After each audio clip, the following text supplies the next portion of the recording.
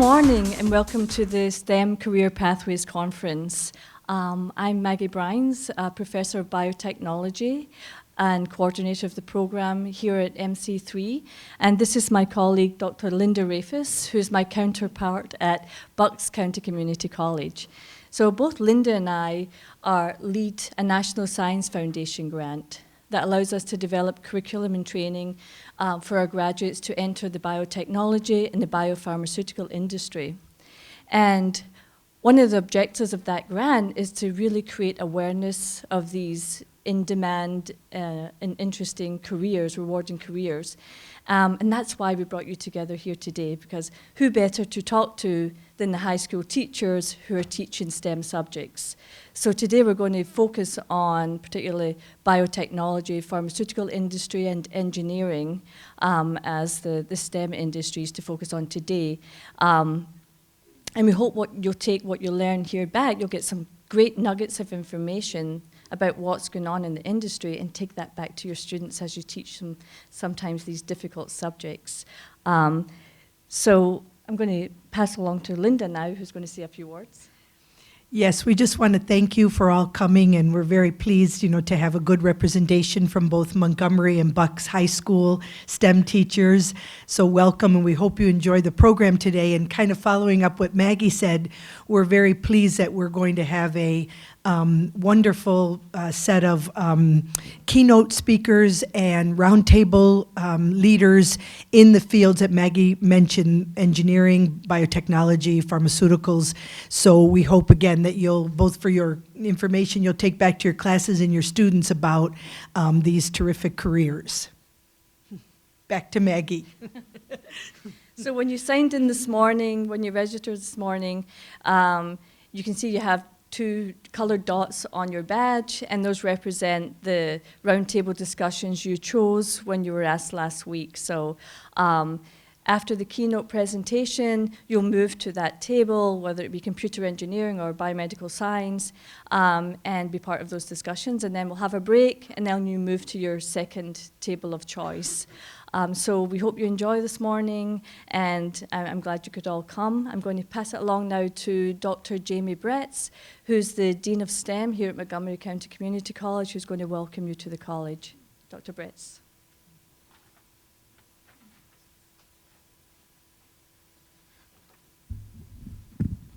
Good morning. Welcome to Montgomery County Community College. It really is my pleasure to have you here today. One of the missions of a community college is to provide for the educational needs of our constituents, and whether that's Montgomery County or Bucks County or any of the surrounding counties, I think today's event is the perfect opportunity for us to do that. When Maggie approached me last year saying, hey, I'd like to have this conference to bring in some high school teachers and counselors to discuss STEM careers, I jumped at it. What we do, our bread and butter at a community college, is bridging the gap. We bridge the gap between your students and the four-year schools. We bridge the gap for those students who want to change careers and get retrained. We bridge the gap between us and then employers. So we really do have the entire spectrum of constituents. We have the K through 12 constituents, and we also have the employers. So this event here is a great opportunity for us to bring you all together and start these conversations and hopefully make connections so that you can go back to your colleagues and continue the conversations. So I hope you have a really enjoyable day here today. I hope you learn some new things. I hope you make some good connections with employers and businesses in the region. And you can take those back to your colleagues and continue the conversation there. So welcome.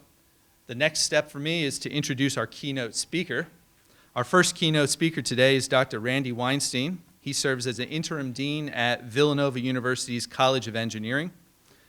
Randy first joined Villanova as a member of the Chemical Engineering Department in 1998 and served as chair of the department from 2007 to 2012. In 2012, he was named the College of Engineering's Associate Dean of Academic Affairs. In 2016, the university appointed him to the newly formed position of Associate Vice Provost for Teaching and Learning. Randy has been recognized multiple times for his excellence in teaching. He won the Innovative Teaching Award in 2008 and the Christina R. and Mary F. Lindback Award for Outstanding Teaching in 2010. In 2016, he was recognized by the American Society of Engineering Education with the Corcoran Award for the most outstanding article published in chemical engineering education.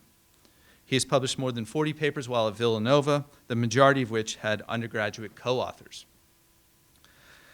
Randy received his BS in chemical engineering with high distinction from the University of Virginia in 1983 and PhD in chemical engineering from the Massachusetts Institute of Technology in 1998. It's my distinct pleasure to welcome Dr. Randy Weinstein.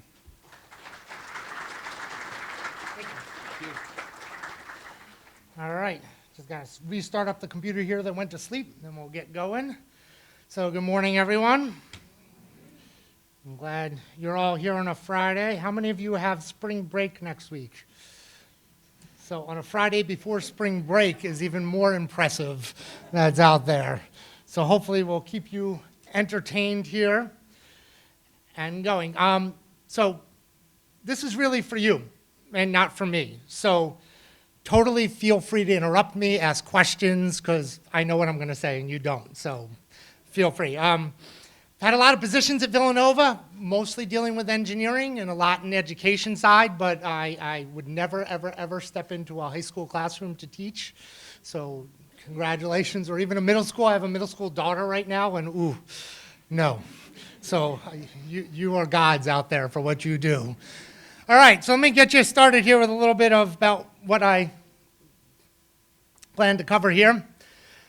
This has kind of been my philosophy for everything that I kind of do here. And this was a study that was done pretty much right when I started teaching in 1999, where they actually went into college classrooms at the University of North Carolina, and they lectured at students. And they just did a 50-minute lecture where the professor just talked as fast as possible and threw as much information up there as possible.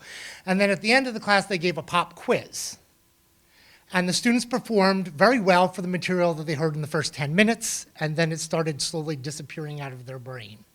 And anything that was after about 10, 12 minutes was gone, and they didn't really retain that information. But if they did a broken up lecture and did other things and broke it up into 10, 15 minutes, they tended to retain a lot more information. I'm sure as educators you know a lot of this. And particularly on a Friday here with teachers and counselors at a professional development event, if I don't do my job well, my time span is very short, and some might even say it could go negative and you might actually lose information from when you came in the door.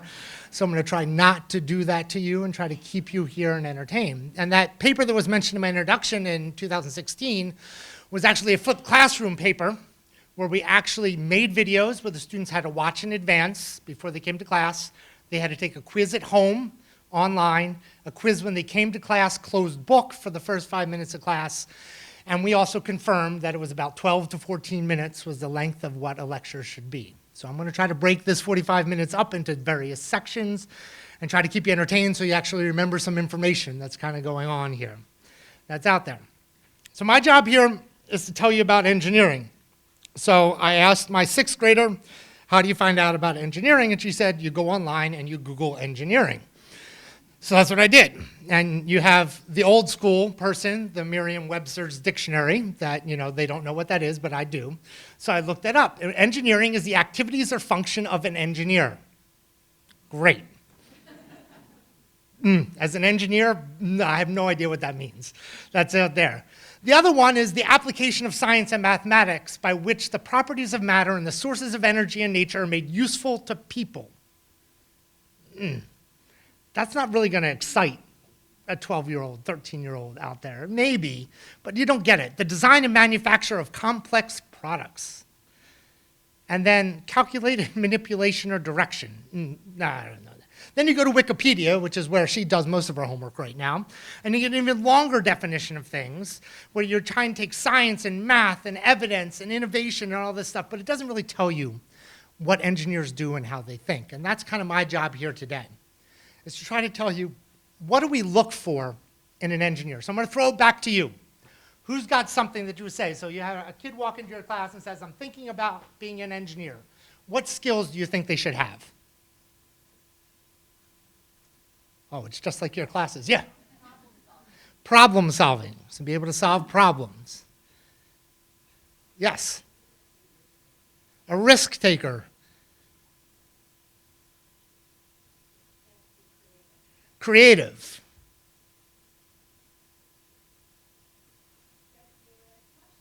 Ask questions that are out there. Perseverance through failure. All great things. Nobody said good at science and math. Do you need to be a top science and math student to be an engineer? No. Do you need to go through calculus in college? Yes. Do you need to take the introductory levels of chemistry and physics and possibly biology? Yes. And depending on your discipline, you might take more, but you're not becoming a major in mathematics. You're not becoming a major in science. And those are the people that have to have the passion for those disciplines out there. An engineer is slightly different. They do use math and science, but they do so many other things with it. And that's kind of what I want to shed some light on to you today to help you come up with some other skills that you should look for in your students and chat with your students about engineering. Because as an engineer, now I might be biased here, we think that engineering will be the liberal arts degree of the future. That there's going to be some foundation of engineering skills that all students are going to need to see and experience in order to really be successful out there in the workforce. When, 20, 30, 40 years, not sure. But you're seeing it a little bit now with manufacturing. And some of the jobs that you say were traditional blue-collar jobs are going to technology and robotics and cybersecurity that are out there. I mean, we love Uber and Lyft. Do you know what their goal and their mission are? Is to eliminate the drivers so that they will have autonomous vehicles that'll come pick you up. And then eventually you're going to eliminate all of your parking lots because you're not going to park your car because you're not going to own a car because your car sits 97% of the time. It's very inefficient. You're wasting a lot of money. But if you can schedule a car to come pick you up, drive you to work, then go do something else and come back and get you at the end of the day, you're not late, you're not sitting in traffic, and it works and it's not hitting people or killing things, then that's good. So the change that we're seeing is going to be really drastic out there, and we're going to need engineers to kind of do that. So you've seen some of this. So the definition I like to use for engineering is the ability to solve complex problems and produce products and services in a sustainable and ethical manner. And that's a little bit of the Villanova flair where I'm at, that we kind of highlight that part a little more about sustainable and ethical, but it's there for everybody out there.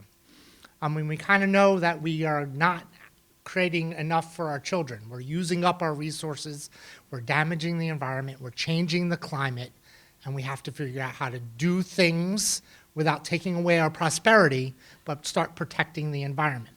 So I do think science and math skills are key. I think you really do need to have them as part of the process. If a kid absolutely hates science and math, it's going to be hard to convince them to go into engineering, particularly in the freshman year when you're taking a lot of science and math. And you're probably taking some English courses and maybe one engineering course when you start in college. So if they really hate science and math, you have an uphill battle. We can win them over, but they're not the ones you want to start with first out there. The second most important skill is actually oral and written communication skills. I went into engineering because I hated English.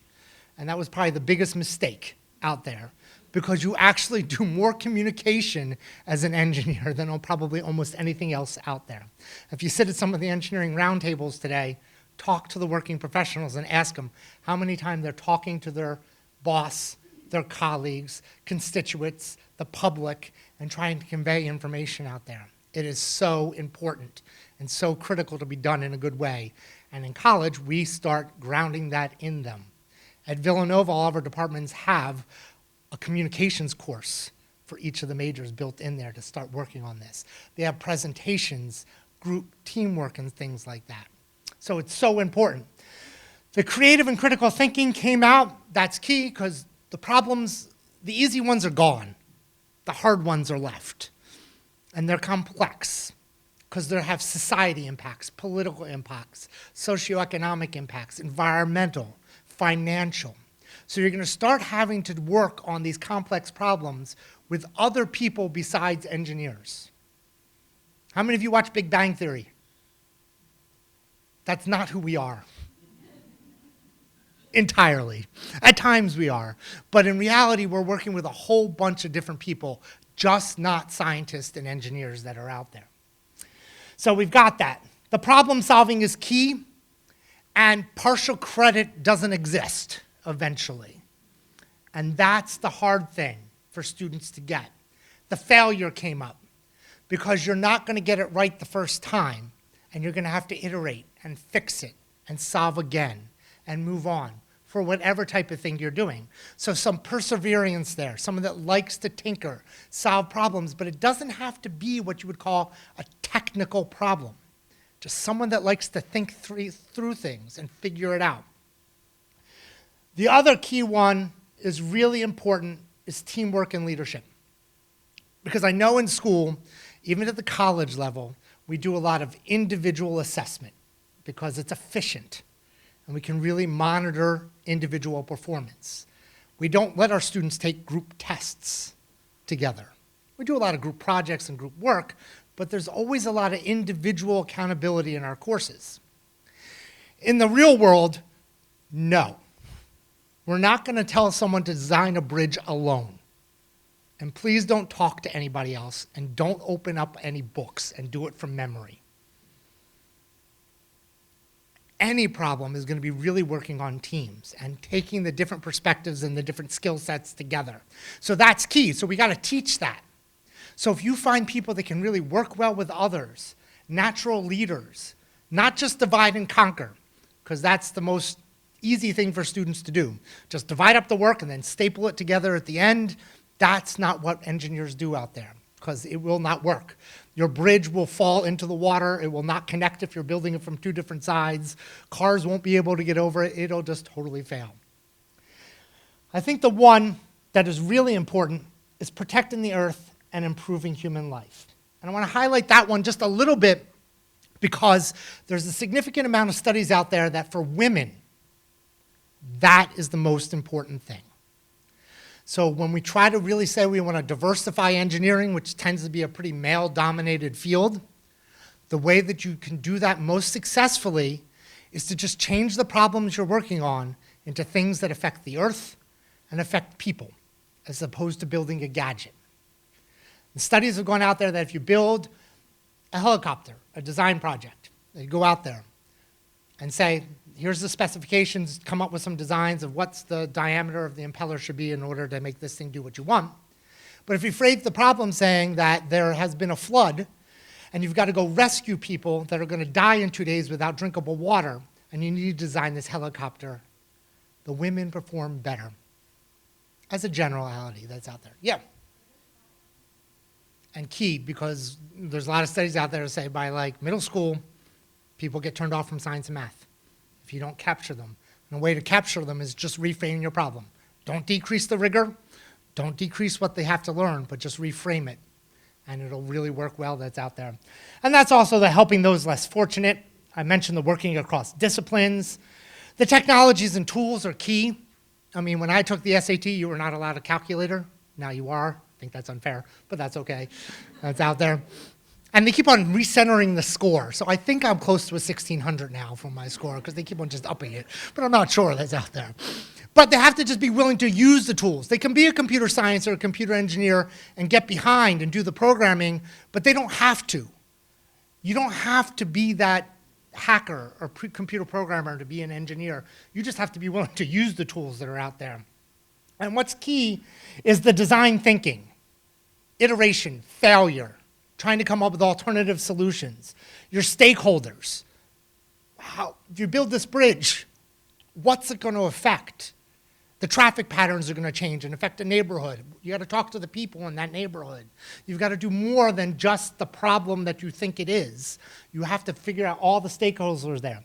You have to build prototypes and designs and failures and iterate around that and improvements, and that's key. So hopefully what I've done here is just give you a little more breadth to some of the things that you might be able to talk to some of your students about engineering and some of the skills. So if you see some of these passions in your students, you can redirect them into engineering and kind of say, that's so critical.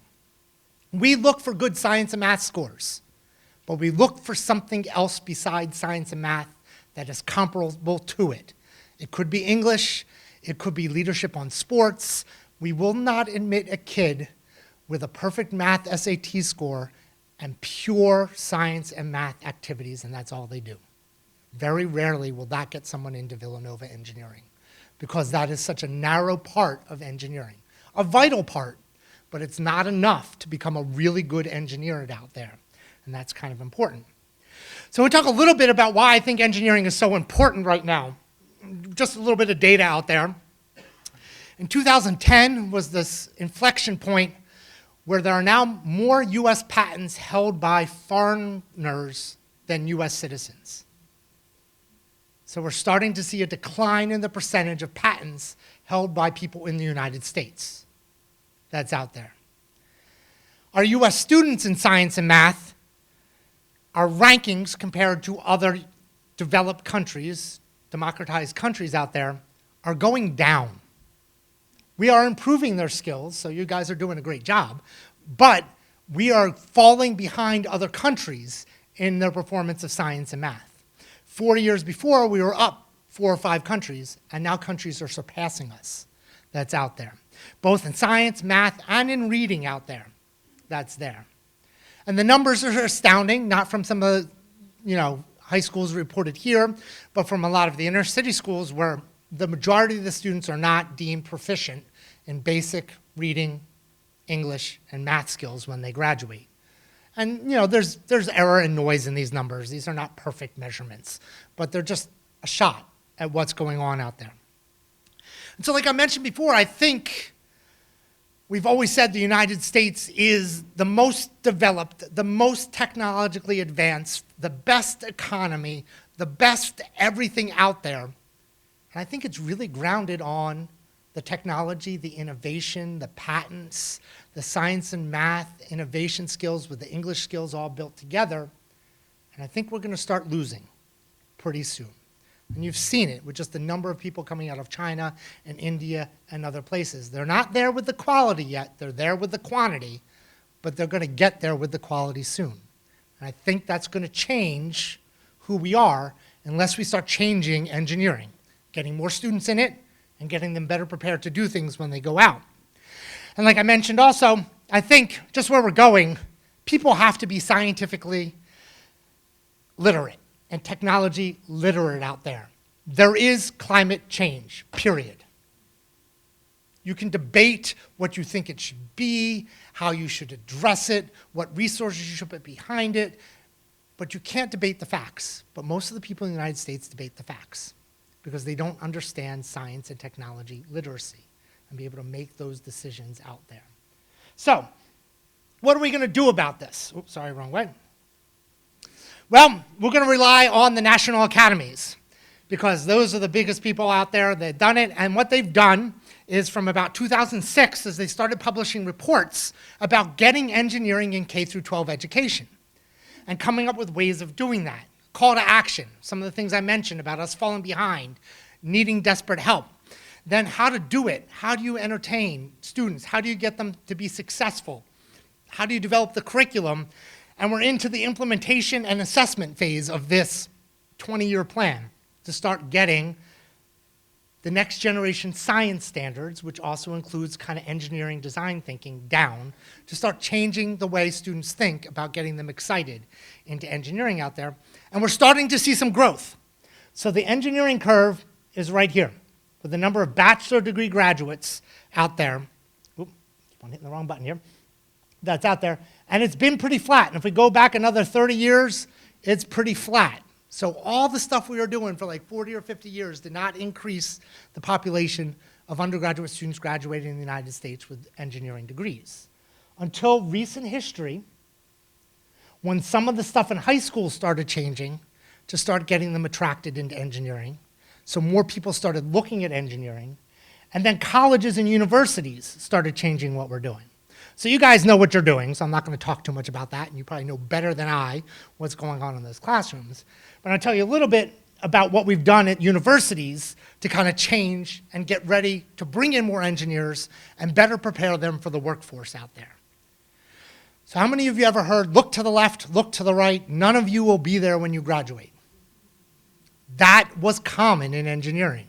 They would bring in 2, 3, 10 times as many students that would actually graduate at the end, because they would just weed them out with miserable material. I did this, so you did this. And that doesn't work anymore.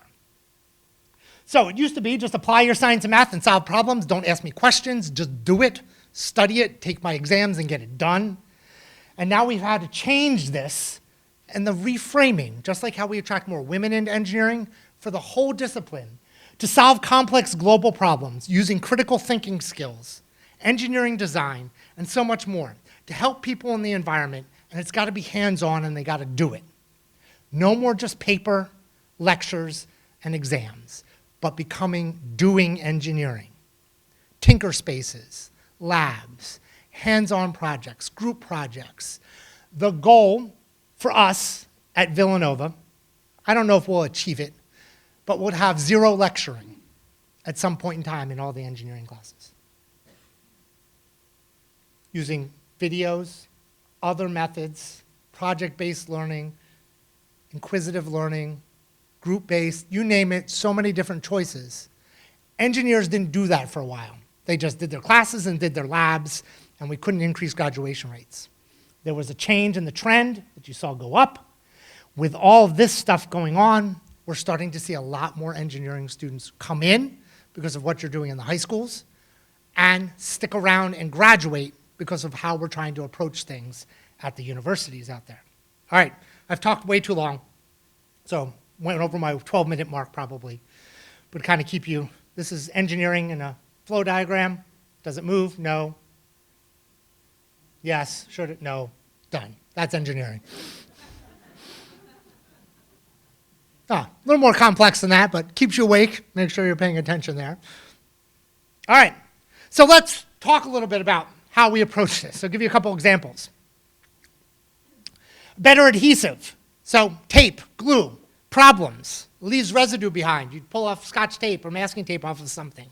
You can't reuse it, so its repeat strength is gone. There's failures, tape breaks. If you try to use permanent glues, then it's permanent. So how can we solve this? So here's a problem that they have. And this best solution that I've seen so far is to go to nature and look at a gecko. Gecko is the only large animal that can hold itself upside down on glass. So, how does that work? What's going on there? Well, what you find out is glass is not really smooth like it's usually pictured. It's a very amorphous, rough surface. And when you get in there and start studying the gecko, they have these little nano hairs that come out like little suction cups and are able to work its way into all the various parts of glass. And then they can provide tangential force and release it and then stick it back on and climb upside down on glass. So the engineers go and say, let me make artificial gecko adhesive. Let me make a tape that has these little nano hairs on it as opposed to like a gooey Elmer's glue type substance on it, and use it. And it works, except this happens. After a couple sticks, the hairs start sticking together, and then obviously it doesn't work anymore. So the gecko figured out how to solve that, so you have to study the gecko more and figure out how it coats its hairs, how does it prevent them from sticking together. And now you can actually buy gecko skin out there on the market. UMass produced this first, and it actually works. And you can put a glove of this gecko skin on your hand, like Spider-Man hand, and stick yourself upside down on glass. And then if you slide your hand, it releases. Put it on, stick. And it works. They've solved the durability problems. They solved the dirt that causes problems. That nature already did that. That's an engineering problem, an engineering way of thinking. I didn't talk too much about science or math.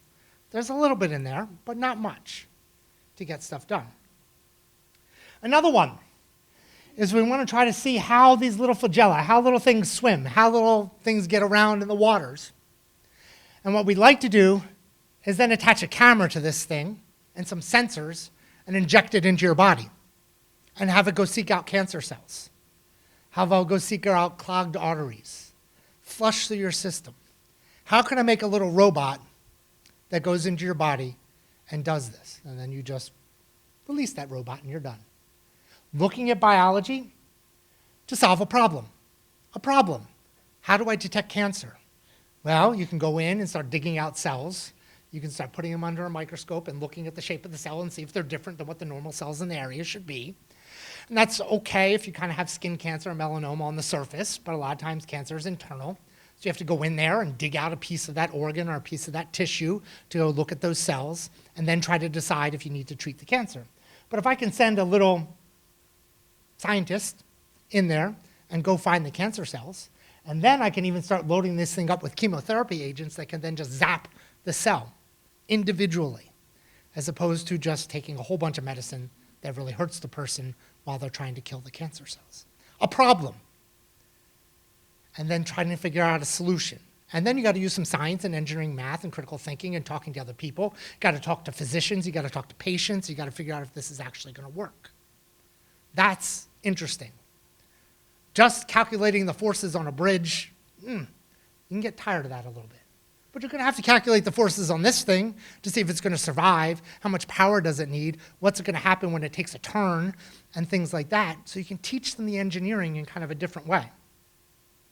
That's out there. Here's another one. Villanova students love French fries and chicken fingers.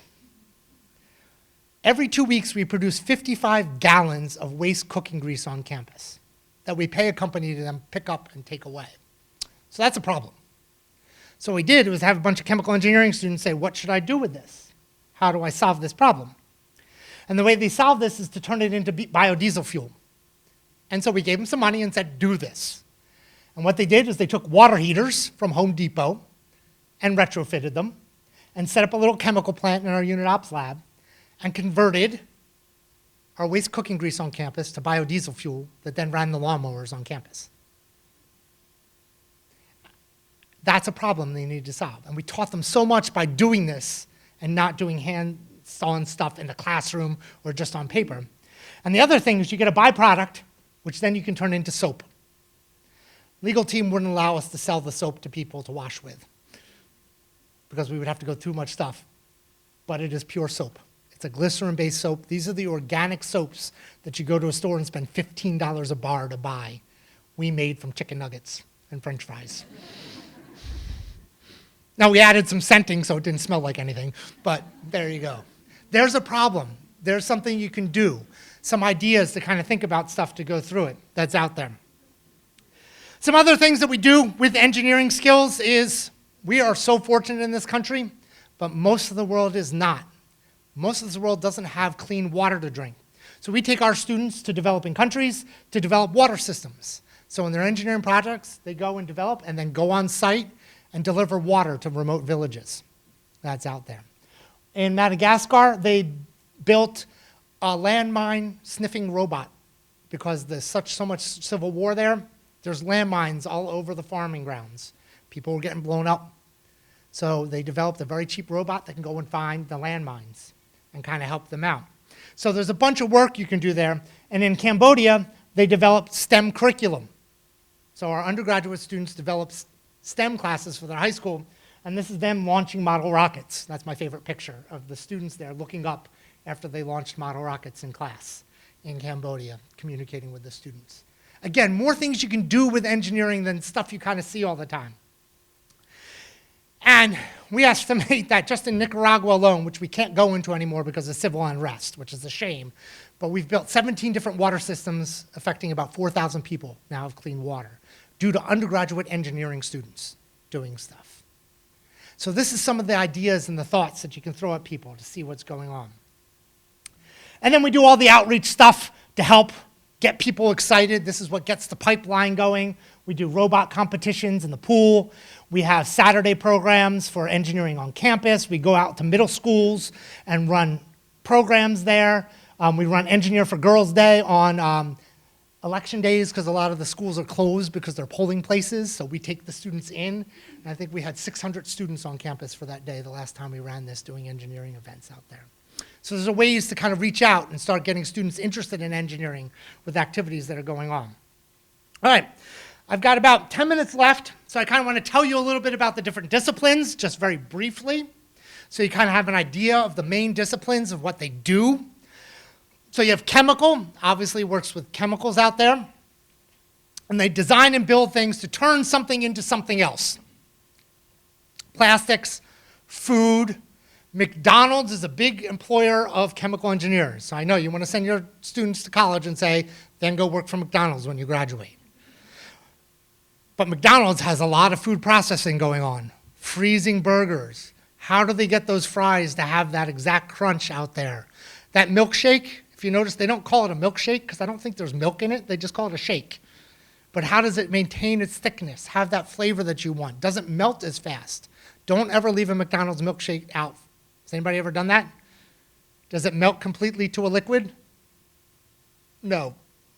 Sorry if I destroyed McDonald's milkshakes for anybody that's out there. A lot of chemical engineering in that. But fabrics, medicines, consumer products, pretty much everything that's packaged in the grocery store, a chemical engineer has something to do with that's out there, turning something into something else. Civil engineers tend to design and build things that tend to stay put. Structures, buildings, bridges, transportation systems, water systems, stuff with geotechnical on the ground, construction management, real estate development. These are the people you tend to see with hard hats out there. They're doing stuff that tends to not move. That's the basics idea. Really fast, high level. That's out there. Mechanical engineers tend to build stuff that moves, moving parts, automobiles, planes, impellers, power generation, machines, devices, robots. And they also do processing of materials and other things, biomedical devices. Anything that kind of has a force and a motion to it that kind of does stuff out there. And a lot of colleges will let students explore different types of engineering in the freshman year and try to figure out what major they want to go into and figure out what these are. Electrical engineer designs and maintains electrical control systems, power systems, communications, wireless, GPS, radar, computer design, motors, everything that has an electrical force to it has electrical engineering in it. So there's so much going on. And there's one more key discipline I'll show you. And I'm going to show you a little short video, about a 6-minute video that'll summarize some of these too, so you can kind of see some more of it. And computer engineer. They build operating systems, digital systems, anything with a computer out there, electromagnetics, embedded system, networks, wireless communications out there. There's so much to it.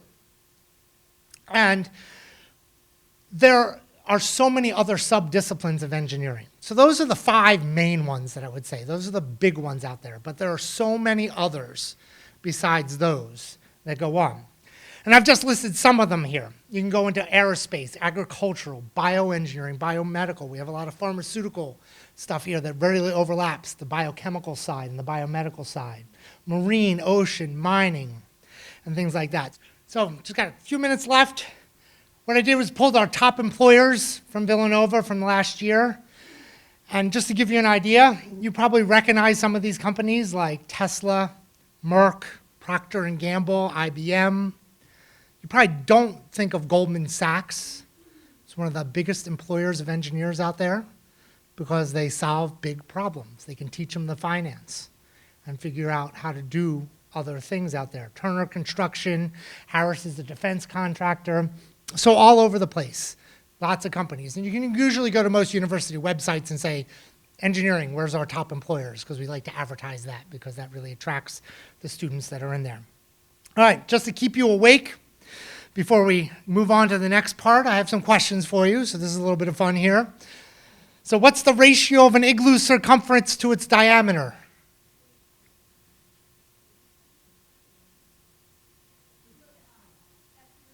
Eskimo pie, there we go. All right, maybe you'll see how this works there a little bit. Yeah. See, think creatively, not the expected solution. What's 2,000 pounds of Chinese soup?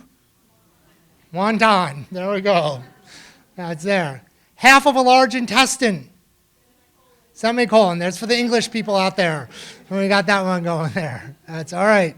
2 monograms. Diagram. That's good there, that's all right. 365.25 days of drinking low-calorie beer because it's less filling. A light year. Hell for some people, yes. Some might people say the Friday before spring break. Yep, that's what we do. That's out there.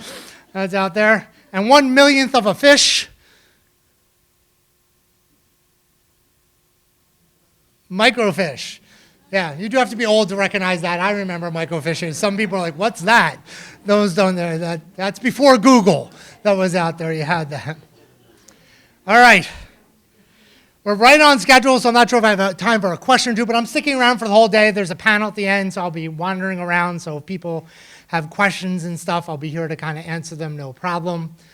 So I want to thank you for your time and make sure we stay on schedule to get to the roundtable discussions that are next.